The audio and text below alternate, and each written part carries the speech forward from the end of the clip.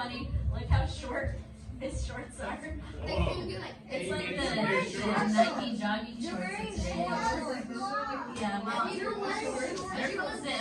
So apparently that's all the rage in Zip is those kind of shorts. And they're like, hey, King Saul. So hey, King Saul, we got some interesting news for you. And he's like, do tell. And they're like, we know where your boy David's hiding. And we, for the right price, we can tell you we're your servants, we're your humble servants, but you gotta pay us a little though. And so he's like, okay, you go. They said, we know exactly where he is. They said he's in the cave of Adullam in our hometown. And you know all the places where he goes and gets food for his 300 men, because all those dudes had to eat, and all the sheep getting the milk and the cheese, and they make bread out of the wheat. So he said, we know where they are. And he said, okay. He said, if you guys will go determine exactly where he is, I'm going to come get him. But first, I need you to make sure, because I hear he's crafty, and he knows where to hide, because he moves around. And they're like, okay, King, we'll do it. Okay, so here comes King Saul. I don't know why he's so slinky.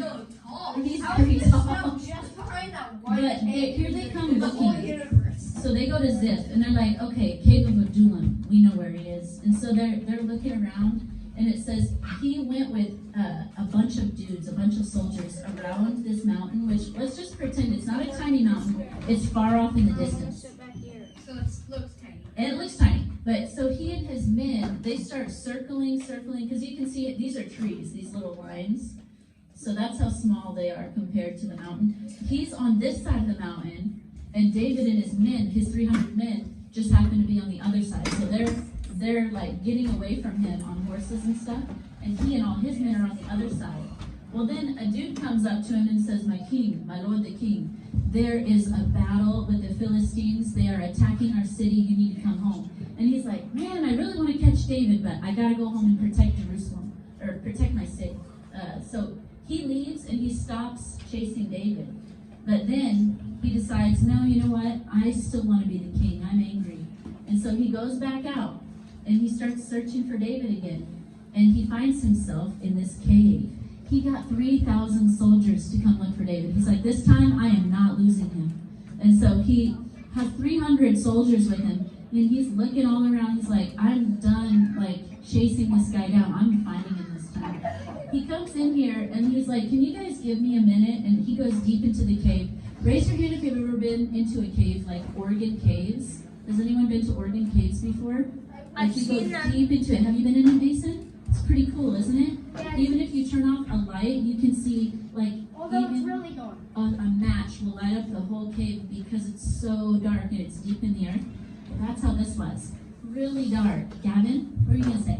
I've been through a cave that almost in endless, and you guys Logan, stay on your bottom. you had to walk like 100 miles in order to get to the end, just Yeah. for it to be a wall. And so those are I forget what they're called, but it's kind of like the way that the cave is carved out. It's basically like a maze, but it's dark inside.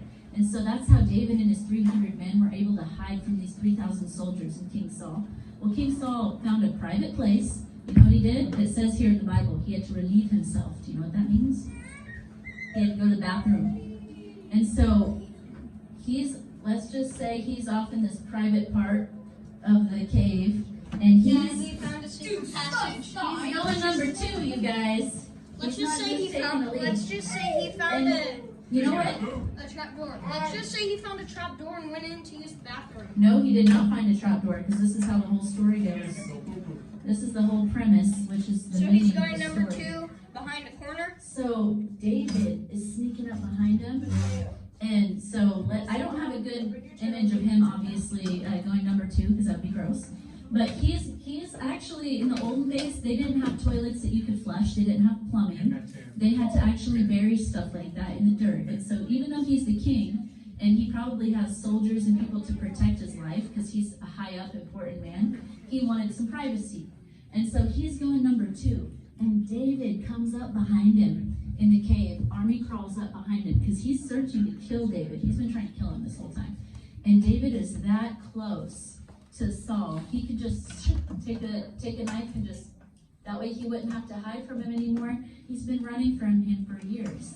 And he's the king anyways. Remember, Samuel anointed him as king, and he's not even supposed to be king anymore, but he's still holding on to it.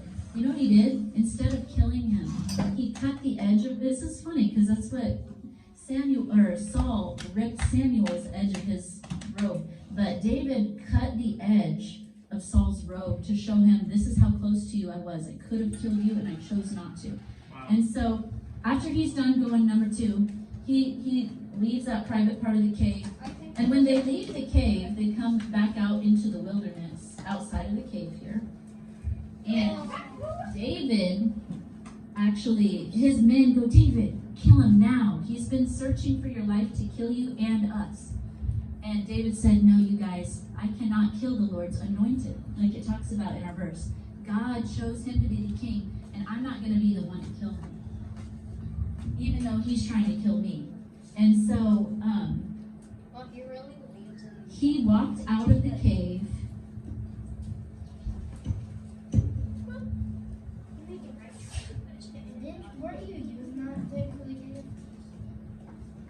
I was going to put this as the cave right here.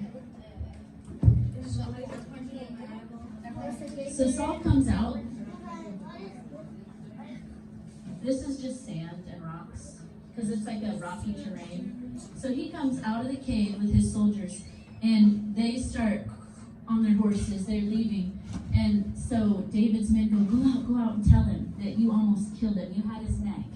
And so David rushes out. It says his heart smote him. That means he felt really guilty that he even cut off Saul's robe, because he had a really tender heart. And he's like, God, I shouldn't have done that. And he runs out of the cave and he says, Saul, Saul! And he's holding up the piece of fabric. And so Saul, all the horses and all the soldiers stop. And he was like, he said, why are you believing all these rumors that I'm trying to kill you? David said that to King Saul. He said, if I was going to kill you, I would have done it just now. And he lifted up the piece of fabric. He said, God gave you into my hand, and I chose to spare your life. And Saul started to cry, and he said, David, my son, is that your voice? And he said, yes, my father, even though it was like, you know how you call your best friend's dad, your dad, or like your best friend's mom? It's like, this is like my kid, kind of like how Finley is like family to Shay. Well, that's why it's not really his father, but he called the king his father. He said, yes, my father, it's your son David. And he said, you are more, King Saul told David, he said, you're a better man than I am, because I've been trying to kill you this whole time. And you had the chance to kill me, and you chose not to. And he goes, now I know that you are going to be the king instead of me.